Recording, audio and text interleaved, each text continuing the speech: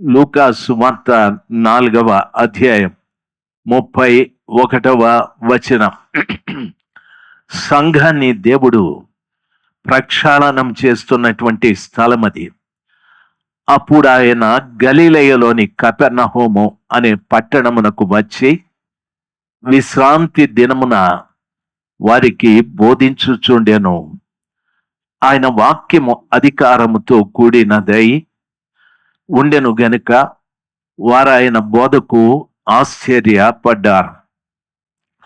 ఆ సమాజ మందిరములో అపవిత్రమైన దయ్యపు ఆత్మ పట్టినవాడు ఒకడు ఉన్నాడు.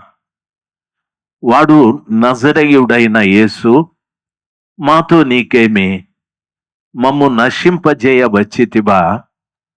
నీవెవడవో నేనెరుగుదును, నీవు దేవుని పరిశుద్ధుడవని బిగ్గరగా కేకలు వేశాడు. అందుకు యేసు ఊరకుండుము, అతనిని వదిలిపోమ్మని దాని గద్దింపగా దయ్యము వానిని వారి మధ్యన పడద్రోసి వానికి ఏ హానియు చేయక వదిలిపోయెను అని వాక్యం సెలవిస్తాది. దేవుని ప్రియులరా, దేవుని వాక్యంలో 35వ వచనం 31 నుండి 35వ వచనం వరకు చదివి వినిపించారు. ఎన్నో పర్యాయాలు ఈ వాక్యాన్ని మీరు విని ఉంటారు, చదివి ఉంటారు. ఆ స్థలంలో మనము చదువుకున్నటువంటి ఆ సంఘటనను బట్టి యేసు ప్రభుల వారు కపెర్నహూము అనే ఆ పట్టణంలో సమాజ మందిరంలోనికి వెళ్ళి అది విశ్రాంతి దినమని తెలిసి వారికి బోధిస్తూ ఉన్నాడని చెప్పబడి ఉంది.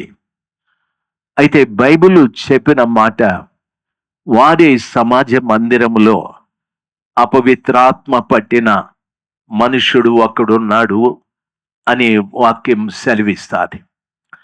యేసయ్య ఆ దయ్యాన్ని వెళ్ళగొట్టాడని మనం బోధిస్తూ ఉంటాం. నేను చెప్పేది ప్రభు దయ్యాన్ని, అపవిత్రాత్మను వెళ్ళగొట్టాడు అని కాదు. యేసు ప్రభుల వారు ఆ సంఘంలో అపవిత్రాత్మ ఉండి సంఘాన్ని అపవిత్రపరుస్తూ ఉంది. నన్ను బాగా గమనించాలి. సంఘాన్ని అపవిత్రపరుస్తూ ఉంది. యేసు ప్రభుల వారు వెళ్ళి ఆయన ఎరుగును, అక్కడొక అపవిత్రాత్మ పట్టిన మనుషుడు ఒకడున్నాడు అని. ఆయన వర్తమాన భూత భవిష్యత్ కాలములు ఎరిగిన దేవుడు. ఆయనకు మరుగైనది, ఆయనకు తెలియనిది ఏమీ లేదు. అయితే ఆ సర్వశక్తిమంతుడైన దేవుడు సమాజ మందిరంలోకి వెళ్ళి మొట్టమొదట ప్రక్షాళనం చేయాలి, శుభ్రం చేయాలి అనే ఉద్దేశం తనలో ఉన్న, దేనితో శుభ్రం చేయాలి అని ప్రభుల వారు వాక్యము ద్వారానే సంఘము శుద్ధీకరించబడాలి అనే ఉద్దేశంతో కృపగల దేవుడు సమాజ మందిరంలో వాక్యాన్ని బోధిస్తూ ఉన్నారు. ఈ రోజున సంఘాన్ని శుభ్రం చేయటానికి అతి ప్రాముఖ్యమైన కార్యం ఏది అంటే వాక్యము ఒక్కటే.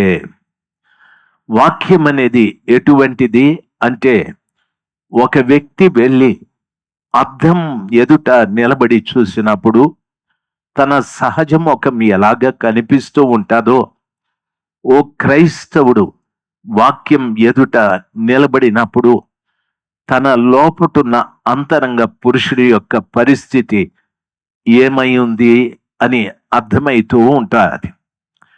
క్రైస్తవ్యం అనేటటువంటిది పాఠాలు, ప్రార్థన, ఉపవాసము, ఇటువంటి కార్యక్రమాలతో నింపబడి ఉంది. ఇది వాస్తవంగా మంచిదే. క్రైస్తవ్యం అనేది ఒక వ్యక్తి వాక్యం ఎదుట నిలబడి తన అంతరంగ పురుషునిలో ఉన్న కల్మషాన్ని కడుక్కోవడం క్రైస్తవ్యము అనటానికి సరైనటువంటి అర్థం. ఎన్నో కూడికలకు మనం వెళుతూ ఉంటాం, ఎంతో మంది బోధకుల బోధలు మనం వింటూ ఉంటాం. ఎన్నో పర్యాయాలు ఆ వాక్యం విన్నప్పుడు మన పశ్చాత్తాపంలోకి మనం వస్తూ ఉంటాం, ఏడుస్తూ ఉంటాం. అయితే గమనించాల్సింది, వాక్యము కేవలం నీ లోపటున్న అంతరంగ పురుషుని శుద్ధీకరించి పరిశుద్ధ పరచటానికే. ఎందుకంటే ఈ రోజున అనేకులకు కనిపిస్తున్న ఈ శరీరం దేవుణ్ణి చూడలేదు. ఈ శరీరానికి పేరు మట్టి అని చెప్పబడింది. ఈ మట్టి చనిపోయిన తరువాత మట్టిలోకి వెళతాది. ఆత్మ తాను దయచేసిన దేవుని వద్దకు వెళతాది. ఆత్మ దేవుని వద్దకు వెళ్ళి దేవుని ఎదుట నిలబడటానికి అది నిర్దోషంగా ఉండాలి, నిష్కళంకంగా ఉండాలి, పరిశుద్ధంగా మహిమ కలిగిందిగా ఉండాలి. దేవుని ఎదుట ఆ గుణములు కలిగి ఉంటే అంతరంగ పురుషుడు ధైర్యంగా ప్రభుని చూడటానికి అవకాశాలు ఉంటాయి. లేని పక్షాన ఆ అంతరంగ పురుషుడు లేక ఆత్మ దేవుని వద్ద నుండి ఆదాము హవ్వలు సిగ్గుతో భయపడి పారిపోయినట్టు మనం కూడా దేవుని ఎదుట నిలబడలేక పారిపోయి ఎక్కడో ఆ నరకంలో పడవలసి వస్తారు.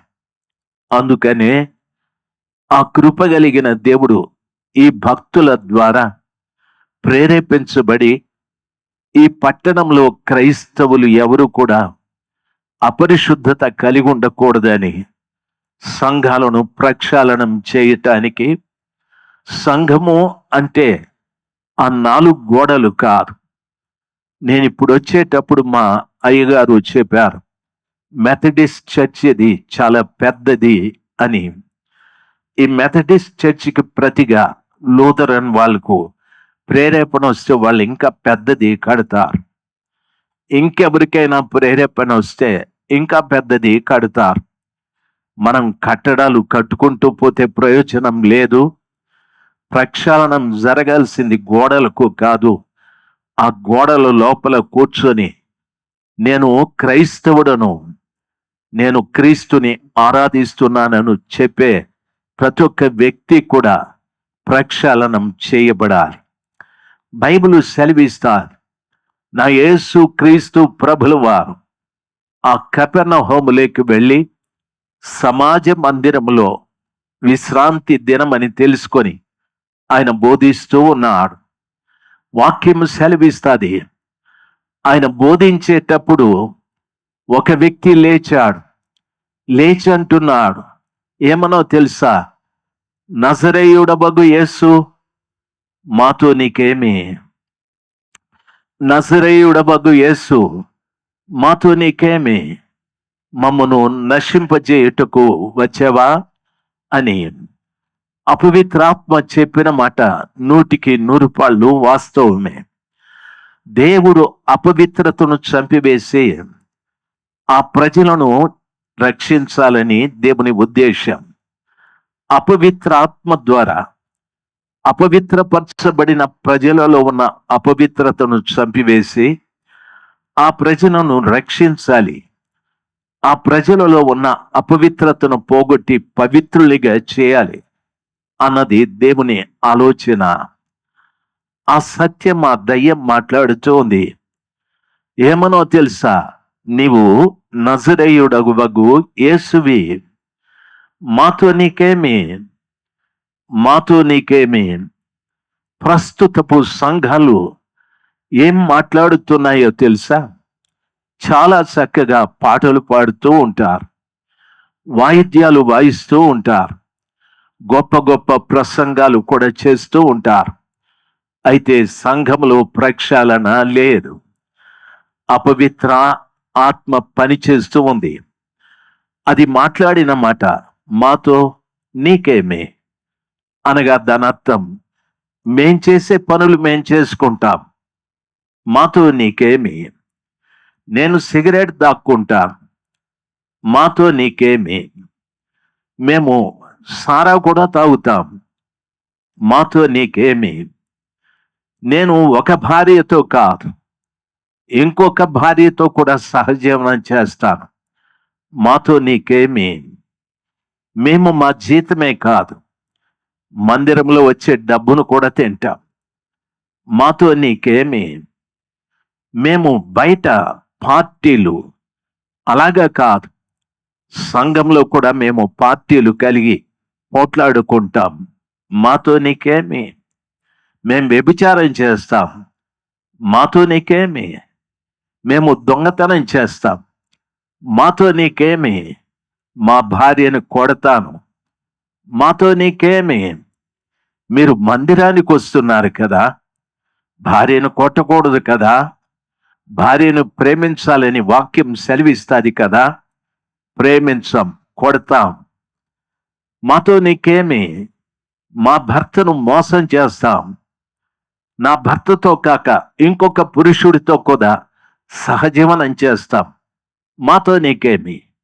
మందిరానికి ఎందుకు వస్తున్నాము అంటే జస్ట్ ఫర్ అటెండెన్స్. మేము క్రైస్తవులమని తెలియజెప్పుకోవటానికి మందిరానికి వెళ్తూ ఉన్నాం. అక్కడున్న యేసు ప్రభుతో మన వ్యవహార జీవితాలు, మన యొక్క జీవన శైలి ఎలాగుంటుందంటే, ప్రభువు మనతో మాట్లాడితే అపవిత్రాత్మ చెప్పిన జవాబే మనం చెప్తాం. మాతో నీకేమి? ఇద్దరు భార్యలుంటే నీకేమి? లేక మేము దేవుని సొమ్మని చెప్పబడిన ఈ డబ్బు తింటే మీకేమి? మేము కుల వ్యవస్థని అభివృద్ధి చేసుకుంటే మీకేమి? మేము కాపువారము కమ్మవారమని ప్రక్కకెళితే నీకేమి? మేము మాలవారం మాదివారమని పక్కకెళితే నీకేమి? యేసు ప్రభుల వారిని ఈ రోజున సంఘములో ఉన్న అపవిత్రాత్మ చెప్తున్న మాట లేక అడుగుతున్న ప్రశ్న నీకేమి? రాత్రి సమయమంది స్థలంలో కూర్చున్న అనేక మంది బిడ్డలు చేతుల్లో బైబిళ్ళు ఉన్నాయి, అనేక మంది నోటిలో పాటలు ఉన్నాయి, అనేక మంది ప్రార్థన కూడా చేస్తారు. అయితే ప్రభువు వారి ఎదుట నిలబడినప్పుడు నీకేమి అనే ప్రశ్న ప్రభులు వారికి వేస్తూ ఉన్నారు. దయచేసి గమనించవలసిన విషయం, అపవిత్రాత్మ చాలా చెడ్డది. ఒక మనిషిని అపవిత్రపరచడమే కాదు, పరిశుద్ధ గ్రంథమైన బైబిల్లో ఈ లూకా సువార్త 11వ అధ్యాయం 26వ వచనంలో ఒక మాట రాయబడి ఉంది. బైబిల్ ఏ రీతిగా సెలవిస్తాది? వాక్యములో చెప్పబడిన మాట, ఒక మనుషుని అపవిత్రాత్మ విడిచిపెట్టి వెళ్ళిపోయారు. ఆ మనుషునిలో ఓడ్చబడి అమర్చబడి ఉంది.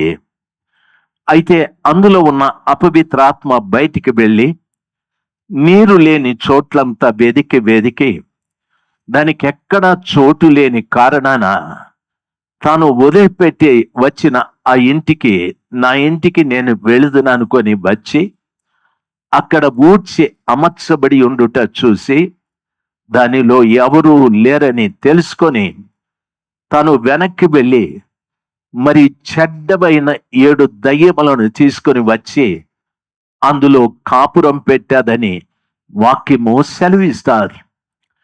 అపవిత్రాత్మకు స్నేహితులు ఎవరంటే చెడ్డ దయ్యాలు. 1 కాదు, 2 కాదు, 7 చెడ్డ దయ్యాలు. బైబిల్ ఈ రీతిగా సెలవిస్తుంది. ఒక వ్యక్తిలో అపవిత్రాత్మ వెళ్ళిపోయిన తరువాత ఆ వ్యక్తి ఊడ్చబడి అమర్చబడ్డాడు. ఊడ్చిన వారెవరు? యేసు ప్రభుల వారు. అమర్చిన వారెవరు? పరిశుద్ధాత్మ దేవుడు. యేసయ్య నన్ను క్షమించమని పశ్చాత్తాపపడి ప్రార్థిస్తే ప్రభుల వారు నాలో ఉన్న మైలంతా కూడా, అనగా పాపాన్ని అంతా కూడా ఊడ్చివేస్తాడు. ఊడ్చివేసిన తరువాత పరిశుద్ధాత్మ దేవుడు నన్ను అమరుస్తాడు. ఒక ఆడబిడ్డ తన ఇంటిని ఎలాగ అమర్చుకుంటాదో ఆ రీతిగా పరిశుద్ధాత్మ దేవుడు నన్ను అమరుస్తాడు. అమర్చడం అంటే ప్రతి ఆదివారం జాగ్రత్తగా మందిరానికి వెళ్ళడం, దైవ సేవకుడు ఉపదేశించే ఉపదేశాన్ని జాగ్రత్తగా వినడం, మోకాళ్ళ మీద నిలబడి ప్రార్థించడం, ఉపవాసాలు ఉండడం, ఆ తర్వాత దేవునికి కానుకలు ఇవ్వడం, దేవునికి దశమ భాగాలు ఇవ్వడం, దేవునికి కృతజ్ఞత అర్పణలు చెల్లించడం, అంత అమర్చబడ్డాడు. దయచేసి గమనించాలి, ఊడ్చిన వాడు యేసయ్య, అమర్చిన వారు పరిశుద్ధాత్మ దేవుడు. అయితే అపవిత్రాత్మ బయటికి వెళ్ళి తిరుగుతూ ఉంది. ఎక్కడో ఒక దగ్గర తనకు విశ్రాంతి తీసుకోవాలని తిరుగుతూ ఉంది. బైబిల్ సెలవిస్తుంది, అది నీరు లేని చోట్లలో విశ్రాంతి తీసుకోవాలని చూస్తుంది. కానీ ఎక్కడికి వెళ్ళినా ప్రతి వ్యక్తిలో నీళ్లున్నాయి. దాని అర్థం నీళ్ళంటే మనము త్రాగే నీళ్లు కాదు. పరిశుద్ధ గ్రంథమైన బైబిల్లో ఎఫెసీ 5:27లోను, లూకాసు వార్త 7:37, 39లోను వాక్యం ఈ రీతిగా సెలవిస్తారు. పౌలు గారు నీళ్లను, వాక్యాన్ని ఉదకము అని సంబోధించాడు. పౌలు గారు వాక్యాన్ని ఉదకము అంటే శుద్ధ జలమని చెప్పాడు. యేసు ప్రభుల వారు పరిశుద్ధాత్మను నీళ్లకు పోల్చి మాట్లాడాడు. అపవిత్రాత్మ విశ్రాంతి ఎక్కడ తీసుకోవాలని వెతుకుతుందంటే ఎక్కడ నీళ్లు లేవో, ఎవరిలో వాక్యం లేదో, ఎవరిలో పరిశుద్ధాత్మ లేదో వారిలోకొచ్చి విశ్రాంతి తీసుకోవాలని అపవిత్రాత్మ తిరుగుతూ ఉంది. వింటున్న దైవ జనాంగమా, రాత్రి సమయం అది స్థలంలో కూర్చున్న ప్రతి వారికి నా మనవి, నీలో పరిశుద్ధాత్మ లేకపోతే, నీలో వాక్యము లేకపోతే అపవిత్రాత్మ నీలోకొచ్చి విశ్రాంతి తీసుకుంటాది. నీలోకొచ్చి విశ్రాంతి తీసుకొని ఏం చేస్తుంది అని అడగచ్చు. దాని పేరు అపవిత్రాత్మ. నీలో విశ్రాంతి తీసుకుంటూ తనకు ఏవేవి అపవిత్రమైన కోరికలు ఉన్నాయో అవన్నీ నీ ద్వారా తీర్చుకోవటానికి ప్రయత్నం చేస్తుంది. ఒకడు తాగుబోతూ, తనకు భార్య పిల్లలు ఉన్నారు. వాడు సాయంకాలం అయితే తాగి మత్తుగా ఇంటికి వస్తాడు. తిట్టినా తిట్టించుకుంటాడు, కొట్టినా కొట్టించుకుంటాడు. ఉదయం లేస్తే భార్య పిల్లల్ని చూసి బాధపడిపోతాడు. అయ్యో, నేను త్రాగకుండా ఉంటే బాగుండు, నా భార్యకో చీర కొనలేకపోయా, నా పిల్లలకో చొక్కా కొనలేకపోయానని బహు దుఃఖపడతాడు. తాగకూడదు అనుకుంటాడు. సాయంకాలం 6 అయ్యేటప్పటికి కనిపించడు. వాడు ఎక్కడికి వెళ్ళిపోతాడో తెలియదు, ఎలాగ డబ్బు సంపాదిస్తాడో తెలియదు. వాడు తిరిగి తాగుతాడు. ఎవరు వాడిని ఆ రీతిగా ప్రేరేపిస్తున్నది అంటే వాడు మంచివాడే, వానిలో ఉన్న అపవిత్రాత్మ వాణ్ణి ఆ రీతిగా త్రాగుబోతుగా మార్చేశాడు. అపవిత్రాత్మకు త్రాగాలని ఉంది, కానీ అపవిత్ర ఆత్మ త్రాగలేదు. ఆత్మ త్రాగలేదు గనుక ఎవరినో ఒకరిని ఎన్నిక చేసుకుంటారు. ఎందుకు అంటే వానిలో ఏమీ లేదు. వాడు ఊడ్చబడ్డాడు, అమర్చబడ్డాడు. వానిలో ఊడ్చిన వారు లేరు, అమర్చిన వారు లేరు. అందుకని అపవిత్రాత్మ వానిలోనికి వచ్చి అపవిత్రాత్మ కోరికలన్నీ తీర్చుకుంటూ ఉంటారు. అపవిత్రాత్మకు పోట్లాడాలి అని ఇష్టం. అయితే ఎవరితో పోట్లాడాలి? తన భార్యతోనే పోట్లాడుతూ ఉంటాడు, తన భర్తతో పోట్లాడుతూ ఉంటాడు. దయచేసి గమనించాలి, భార్య మంచిదే, భర్త మంచివాడే, ఇద్దరు ప్రేమించే పెళ్లి చేసుకున్నారు, ఇద్దరు చక్కగా పిల్లల్ని కన్నారు. మధ్యలో వీరికి గొడవలు ఎందుకు? వారిలో ఊడ్చిన వారు, అమర్చిన వారు లేరు. ఆ ఇంట అమర్చబడి ఉండుట చూచి అపవిత్రాత్మ తిరిగి వచ్చి వాని కోరికలు తీర్చుకుంటూ ఉంది. ఈరోజు మీ కుటుంబంలో గొడవలు ఎందుకో తెలుసా? భార్య భర్తలుగా సుఖ జీవనం చేయవలసిన మీ మధ్యన గొడవలు ఎందుకో తెలుసా? మీలో ఉన్న అపవిత్ర ఆత్మ, మిమ్మల్ని శుభ్రం చేసిన యేసు ప్రభు లేడు, మిమ్మల్ని అమర్చిన పరిశుద్ధాత్ముడు లేడు.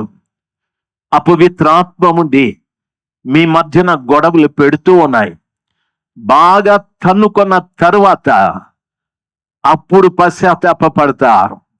దయచేసి గమనించాలి. సారీ, ఏమనుకోవద్దే, కోపం వచ్చి 2 దెబ్బలు కొట్టానని. ఆమె అంటుంది, కోపం వస్తే ఇట్లా కొట్టాలనా అని అంటారు. వాడు కాదు కొట్టింది, వానిలో ఉన్న అపవిత్ర ఆత్మ. ఆమె కాదు మాట్లాడింది, ఆమెలో ఉన్న అపవిత్ర ఆత్మ. భర్త అనే ఇంగిత జ్ఞానము లేకుండా నోటికి వచ్చినట్టు దురుసుగా మాట్లాడాది. వాని చేతికొచ్చినట్టు వాడు కొట్టాడు. ఏమి దరిద్రపు వాతావరణం కుటుంబంలో అని అడిగితే అక్కడ అపవిత్రాత్మ పనిచేస్తూ ఉంది.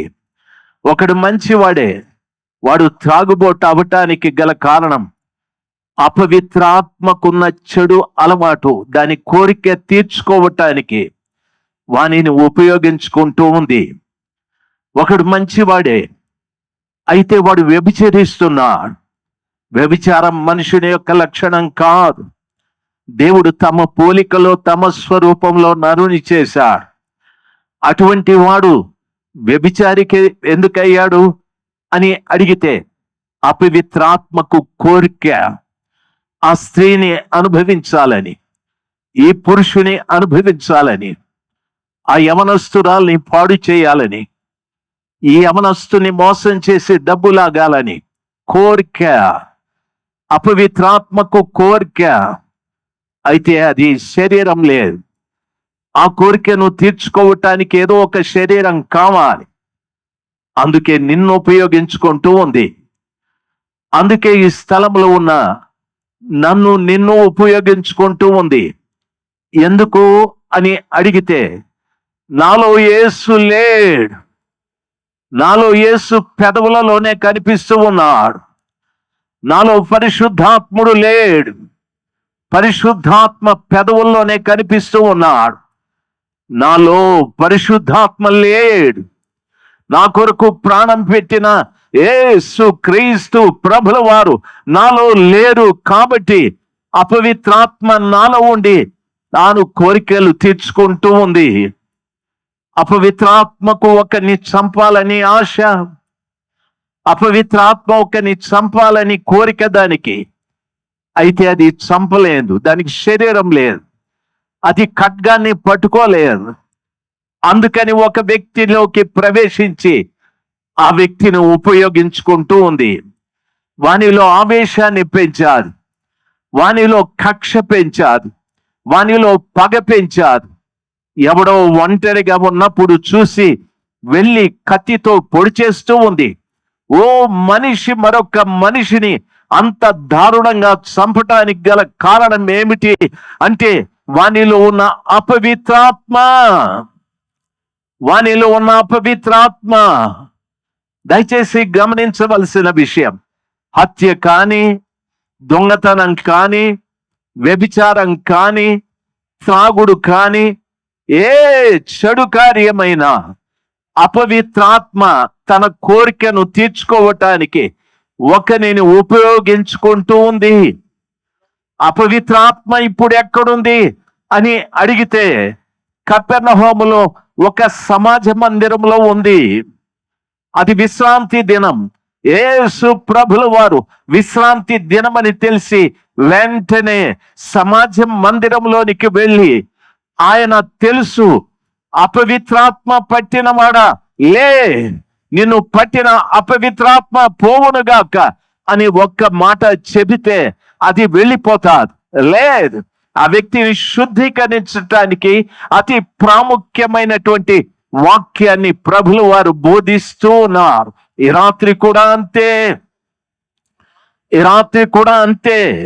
నీలో అపవిత్రాత్మ చేస్తున్న అపవిత్రమైన కార్యాల నుండి విడుదల కలిగించటానికి ఆ రోజున కపెర్నహూములో సమాజ మందిరములో యేసు ప్రభుల వారు మొదట ఏం చేశాడో ఈ రాత్రి కూడా అదే కార్యాన్ని చేస్తూ ఉన్నాడు. దయచేసి గమనించాల్సింది, జహీరాబాద్ లో ఉన్న ఓ ప్రజలారా, జహీరాబాద్ లో ఉండు ప్రజలారా, జహీరాబాద్ లో ఉండు అనేక సంఘాలకు సంబంధించిన దైవ జనాంగమా, మనం అనేకులకి భక్తిగా కనిపించవచ్చు. లోపట మనలో అపవిత్రాత్మ ఏ ఏ కార్యాలు చేయిస్తున్నదో మీకు బాగా తెలుసు.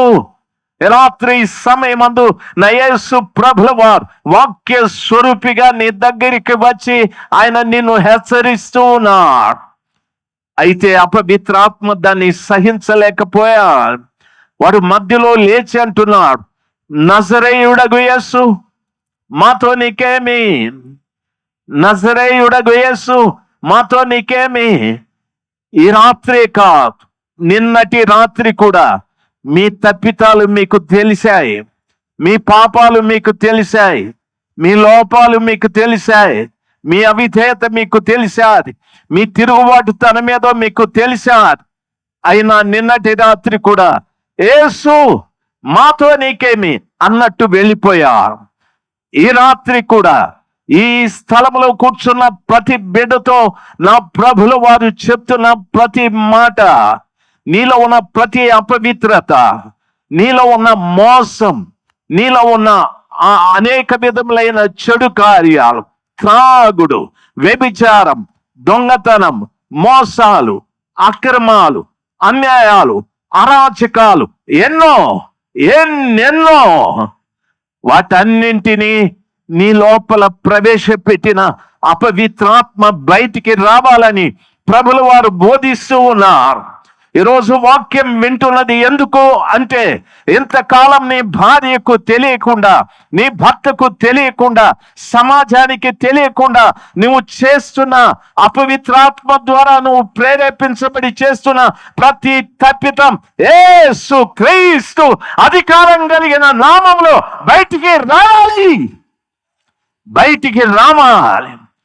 సర్వశక్తిమంతుడైన దేవుడు అందుకే వాక్య స్వరూపిగా కపెర్నహూములో సమాజ మందిరంలో బోధించినట్లు ఈ జహీరాబాదులో కూడా ప్రభుల వారు తన వాక్యాన్ని వినిపిస్తూ ఉన్నాడు. నాకు తెలిసిన సత్యం, రాత్రి అనేక మంది అపవిత్రాత్మ ద్వారా ప్రేరేపించబడి చేస్తున్న చెడు కార్యాల నుండి నజరేయుడైన యేసు నామములో విడుదల పొందుదురుగాక. ప్రతి వారిలో ఉన్న అపవిత్రత యేసు నామములో బయటికి పారిపోవునుగాక. ఇంతకాలం యేసు మాతో నీకేమి అని మాట్లాడిన ప్రతివాడు యేసయ్య మీతోనే నాకు పని అని పశ్చాత్తాపపడు రీతిగా కార్యము జరిగించును గాక. హల్లెలూయా.